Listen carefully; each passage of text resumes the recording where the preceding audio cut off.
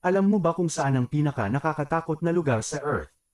Totoo nga ba ito? Watch, learn and discover hanggang sa dulo ng video na ito. Karaniwang naniniwala ang mga tao na sa likod ng mga ulap ay ang daan patungo sa langit.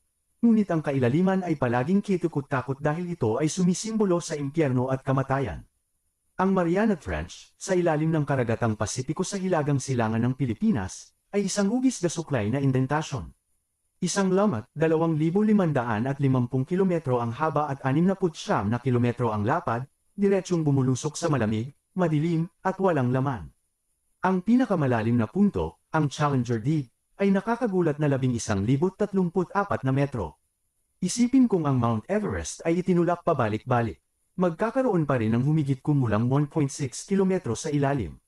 Mga 180 milyong taon na ang nakalilipas, ang Pacific Plate ay sumailalim sa ilalim ng Asian-European Plate.